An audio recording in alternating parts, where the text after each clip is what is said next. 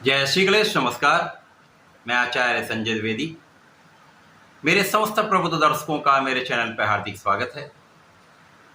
प्रिय दर्शकों, नवग्रहों में अत्यंत शुभ प्रभाव देने वाले सौम्य ग्रह दैत्य गुरु शुक्राचार्य उदय अवस्था में आ चुके हैं तथा अपनी राशि का परिवर्तन कर चुके हैं।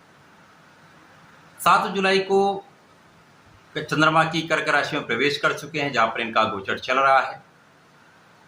जब भी कोई ग्रह उदय अवस्था में होता है तो वो अपने संपूर्ण बल के साथ, अपने संपूर्ण सामर्थ्य के साथ समस्त राशियों को प्रभावित भी करता है, कुछ विशेष लाभ भी देता है।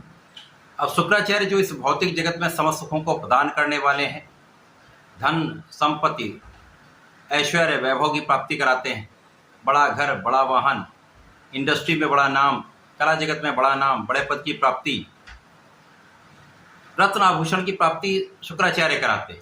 इसी प्रकार से स्त्री सुख तथा संतान सुख के कारक भी शुक्राचार्य, परंतु भोग विलास के कारक भी शुक्राचार्य। अत्यंत प्रबल लाभ देने वाले शुक्राचार्य महाबलशाली होते हुए चंद्रमा की राशि में गोचर कर रहे हैं, परंतु यहां पर ये राहु के दूषित प्रभाव में होंगे, क्योंकि जब भी शुक्र और राहु का संबंध बनता है, चाहे वो युति प्रभाव हो अथवा दृश्य प्रभाव हो, यहाँ पर चारित्रिक पतन का योग बन जाता है। यद्यपि शुक्र और राहु अति मित्र के भाव में होते हैं, पर गुरु शिष्य का संबंध है, परंतु ये दोष अवश्य उत्पन्न होता है।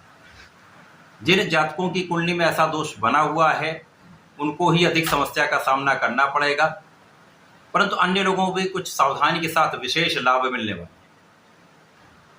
परंतु ये अलग अलग राशि के लिए अलग अलग भाव में बनेगा, उसके अनुसार ही परिणाम की प्राप्ति। आज मैं धनु राशि के लिए शुक्राचार्य के इस राशि परिवर्तन तथा उदय काल का किस प्रकार का प्रभाव प्राप्त हो रहा है, किस भाव में प्रबलता आएगी, इस समय का आप कैसे लाभ ले पाएंगे, यदि कहीं पर कोई समस्या है तो उसका क्या निराकरण है, संपूर्ण विश्लेषण मैं पूर्ण तर्क के साथ करने जा रहा हूं।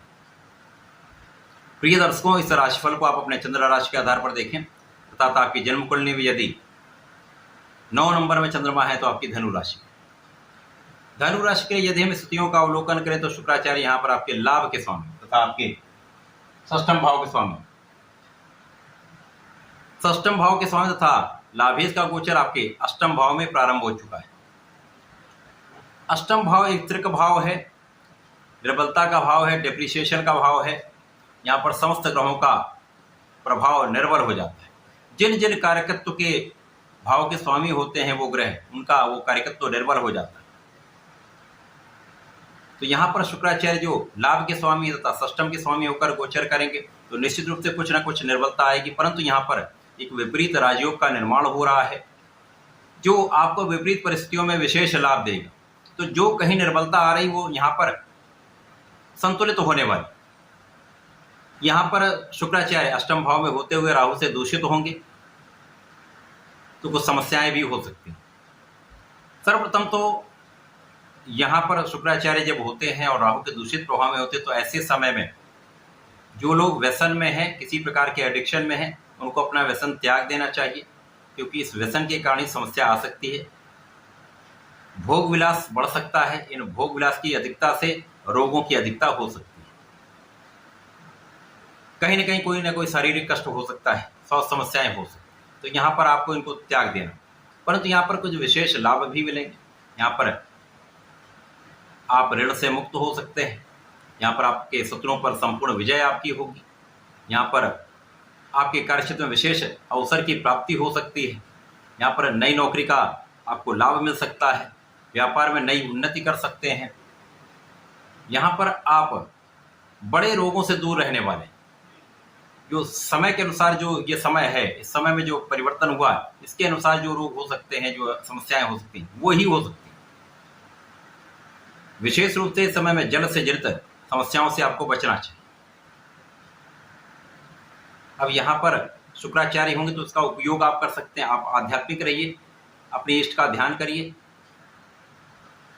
कम से कम इस समय में आपको भगवान भोलेनाथ का स्मरण करते रहना चाहिए, एक माला का जप करते रहना चाहिए, तो आपके कष्ट भी कम होंगे, समस्याएं भी कम होंगी, राहु जनित कष्टों से आप बच पाएं। अब शुक्राचार्य यहाँ पर होंगे तो अचानक कुछ धन लाभ भी होगा। अचानक ही कहीं ना कहीं से ऐसी स्थितियां बनेंगी जो आपको धन की प्राप्ति हो सकती है, अथवा आपका कोई अवरुद्ध धन आपको प्राप्त हो सकता है। पारिवारिक संपत्ति से कुछ आपको लाभ हो सकता है, परिवार के लोगों से कुछ आपको लाभ मिल सकता है। यहाँ पर निश्चित रूप से ऐसी स्थितियां बन रही है परिवार का संपूर्ण सहयोग आपको मिले।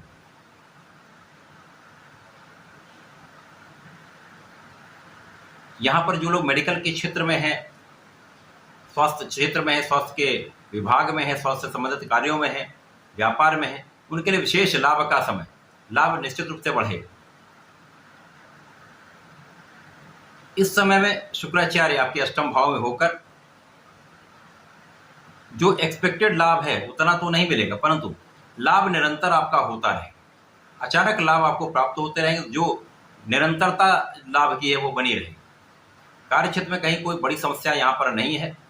कार्यक्षेत्र आपका अच्छा रहने वाला है, कार्यक्षेत्र में आप सफल रहने वाले। केवल इस समय में आप अपने विचारों में, अपने खाने पीने में बहुत सात्विक प्रभाव रखिएगा, जिसके कारण इस समय आपको अच्छा लाभ मिल सके। कार्यक्षेत्र में निष्ठा के साथ कार्य करिएगा, लोगों का संपूर्ण सहयोग करिएगा। इस समय किसी का अपमान न करें, विशेष रूप से यहाँ परिस्थितियों का अपमान करने से बचें। तो ये समय आपके लिए विशेष होने वाला है। धनु राशि के जातकों को नियमित रूप से भगवान संकर मोचन का स्मरण करना चाहिए। इस समय में यदि प्रतिदिन बजरंग बाण और हनुमान अष्टक का एक बार पाठ कर लेंगे, अथवा मंगल शनिवार को ही कर लेंगे, तो ये आपके लिए विशेष लाभकारी होने वाला है। ऐसा करके समय का उपयोग करें, समस्याओं से बचें, लाभ लें। धन्यवाद, नमस्कार।